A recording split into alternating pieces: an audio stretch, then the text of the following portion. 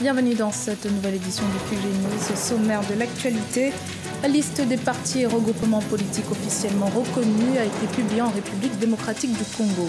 Au total, 599 partis politiques ont été agréés, soit 122 de plus par rapport à la dernière liste actualisée le 11 mars 2015. Ils sont éligibles à participer au scrutin présidentiel prévu pour décembre 2018.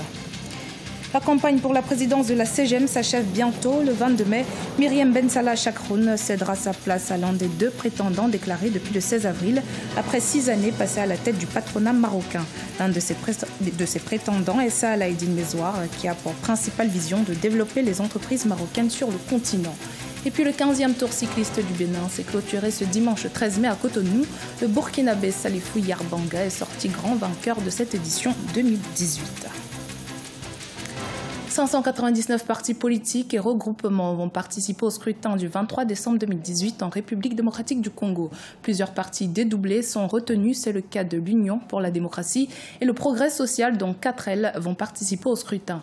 Pour se donner la chance d'atteindre le seuil de représentativité de 1% qui constitue le sésame pour participer à la répartition des suffrages, ils se sont agrégés dans 77 regroupements.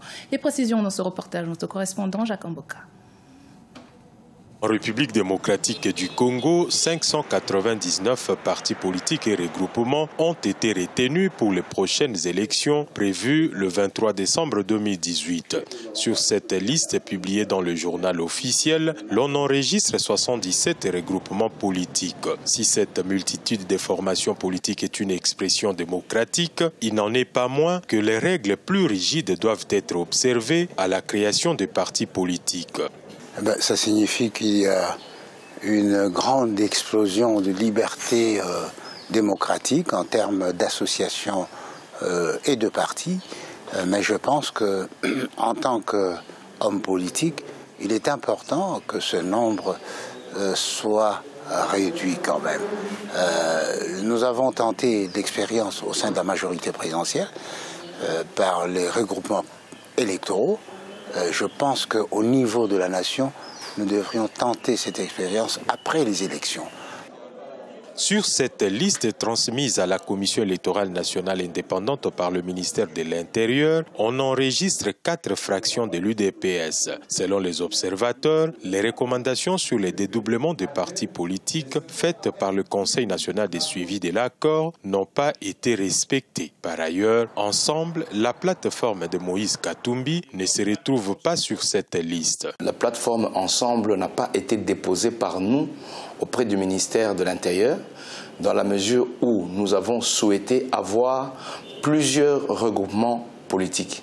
Si jamais nous avions déposé le regroupement Ensemble, les partis politiques membres d'Ensemble n'auraient pas eu le droit de créer plusieurs plateformes parce qu'un parti politique n'a pas le droit d'être dans plusieurs plateformes. Les scrutins du 23 décembre 2018 s'annoncent donc très serrés. Aucun parti politique, grand soit-il, ne prend le risque d'y aller sans coalition dans un contexte où, en ce qui concerne la députation nationale, il faudra pour le candidat avoir au moins 1% de vote. Il faudrait totaliser pour chaque candidat plus ou moins 400 000 voix sur environ 40 millions d'électeurs.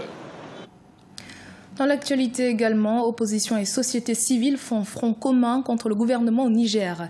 En effet, mardi 15 mai, les partis de l'opposition comme le Front pour la restauration de la démocratie et la défense de la République ou encore le Front de l'opposition indépendante et des organisations de la société civile ont signé un accord pour donner naissance au Front démocratique républicain. Il s'agit d'un cadre qui leur permettra de coordonner leur action de protestation contre l'actuel gouvernement. Le 22 mai, la Confédération générale des entreprises du Maroc aura un nouveau chef à sa tête, qui de Salah Eddine Mezouar ou Hakim Marachki, les deux candidats en lice, succédera à Myriam Ben Salah Chakroun, qui a passé 6 ans à la tête du patronat marocain. Salah Eddine Mezouar, l'ex-chef de la diplomatie chérifienne, a un agenda clair. Il va impulser une nouvelle dynamique à la CGM. Reportage de notre correspondant Ella Jinjai. Le développement des entreprises marocaines en Afrique sera au cœur des priorités de Saladine Mezouar, une fois à la tête de la Confédération générale des entreprises du Maroc. Du secteur privé puis au gouvernement, l'ex-chef de la diplomatie chérifienne veut impulser une nouvelle dynamique au patronat marocain dont il brigue la présidence. L'adhésion du Maroc au sein de la CEDEAO, selon lui, facilitera notamment les flux d'investissement dans cet grand espace économique ainsi que la libre circulation des biens, ce qui profitera à l'ensemble des pays africains. Je pense que la valeur ajoutée de l'entrée du Maroc au sein de la CEDEAO est une valeur ajoutée qui donnera à cet espace une force dans la compétition et un positionnement dans la compétition continentale et internationale. Et donc, contrairement à ce que beaucoup avancent, ce n'est pas une démarche contre nature ni contre l'histoire. Nous sommes dans le sens de l'histoire. Et il est important d'être dans le sens de l'histoire parce que nous parlons de sœurs et de frères avec lesquels nous voulons construire et renforcer notre destin commun. Cependant, le manque d'accompagnement financier freine les entreprises marocaines, notamment les très petites entreprises et petites et moyennes entreprises qui veulent se développer en Afrique. Selon une étude réalisée par la Confédération générale des entreprises du Maroc et le cabinet Mazars, celle-ci montre que 89% des opérateurs marocains ne connaissent pas suffisamment les produits financiers proposés et que 60% d'entre eux ont des difficultés à accéder au financement pour se développer en Afrique. Au niveau du financement, aujourd'hui, les entreprises recourent au financement bancaire qui est disponible. Il n'y a pas de subvention particulière de la part de l'État pour stimuler les entreprises, etc. C'est une question de démarche. Et aussi, dans le cadre des partenariats qui seront construits avec des partenaires dans les différents pays, le recours au financement, il y a des banques marocaines qui opèrent dans les pays de la CEDEAO, il y a des financements qui sont disponibles aussi par les institutions africaines elles-mêmes. Les entrepreneurs marocains sont présents dans les 15 pays de la CEDEAO. Saladine Mezouar brigue la tête du patronat marocain pour la période 2018-2021 aux côtés de son colistier Faisal Mekwar. Au Cameroun, la Banque africaine de développement revendique un portefeuille de 800 milliards de francs CFA en termes d'engagement et d'appui. C'est un chiffre en hausse par rapport à l'année 2017 où cet engagement s'établissait à 680 milliards de francs CFA selon Racine Khan, représentant résident de la BAD. Pour les mois à venir, il est prévu la conduction de 32 projets par la BAD au Cameroun. Siamlo Victoria Sedji. Le partenariat entre le Cameroun et la BAD, Banque africaine de développement, est en bonne voie.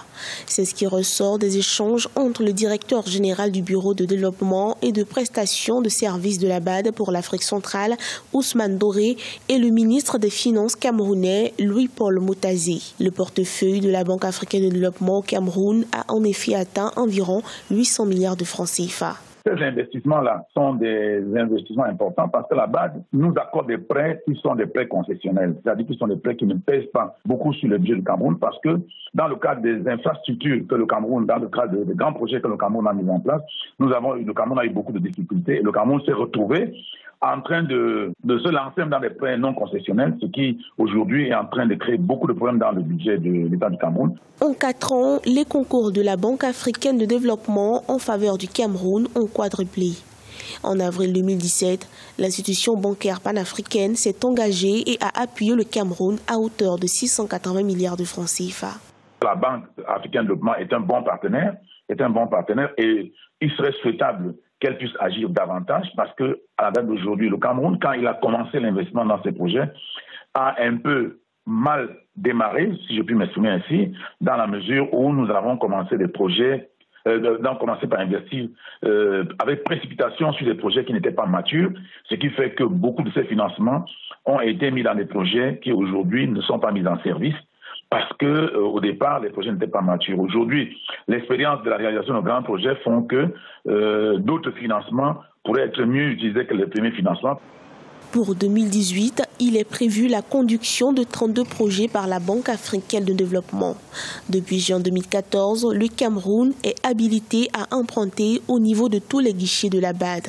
Selon une évaluation des deux parties, cela résulte d'une confiance de plus en plus accrue des partenaires techniques et financiers à la mise en œuvre du programme de développement du pays. Seulement, le démarrage tardif des projets, mais surtout la mobilisation tardive des fonds de contrepartie et la problématique de la passation des marchés sont à corriger selon les conclusions de cette évaluation. Dans l'actualité sportive, le 15e tour cycliste international du Bénin s'est achevé ce dimanche 13 mai à Cotonou. Une édition lors de laquelle les cyclistes burkinabés ont notamment brillé avec un podium 100% burkinabé. C'est Salifou Yarbanga qui a décroché le maillot jaune, succédant ainsi à son capitaine Abdou Aziz Nekiema, vainqueur de l'édition 2017. Retour sur cette compétition dans ce reportage notre correspondant Lev Younou, commentaire Siamlo Victoria Seji. Le cycliste burkinabé Salifou Yarbanga se révèle dans l'arène du cyclisme international. Il a été sacré champion du 15e tour cycliste international du Bénin en parcourant 586,700 km avec une moyenne de 36,175 km/h. À l'instar d'Abdou Aziz Nekiema, vainqueur entre autres du 14e tour international de cyclisme du Bénin, Salifou Yarbanga entre dans le cercle des cyclistes burkinabés qui s'imposent dans la sous-région ouest-africaine. Je suis content de la fédération de mon pays ainsi que de toutes les autorités car j'ai bénéficié d'un soutien sans faille qui m'a permis de pouvoir participer à beaucoup de tournois dont voici le résultat. Salifou Yarbanga est un mécanicien amoureux du cyclisme. En l'an 2000, il a décidé de se consacrer au cyclisme. Sa persévérance lui a valu la signature d'un contrat dans un club à Ouagadougou, la capitale burkinabé. Après avoir décroché en 2011 un stage de perfectionnement en France, Salifou Yarbanga a débuté sa carrière professionnelle par l'édition 2012 du Tour du Faso. J'ai pédalé au Tour du Faso 2012. Après le Tour du Faso en 2012, je suis allé en stage en Afrique du Sud grâce à ma fédération. Et c'est tout cela qui m'a permis d'être vainqueur de ce tour. Je suis parmi les leaders et c'est toute une fierté pour moi. Ce sacre au Bénin est une première pour le cycliste Salifou Yarbanga. Âgé de 29 ans, il nourrit de grands rêves. Il entend maintenir le cap pour s'afficher dans d'autres compétitions internationales. C'était le journal de la rédaction. Merci de votre fidélité. Dans un instant, une nouvelle édition de l'actualité sur Africa 24.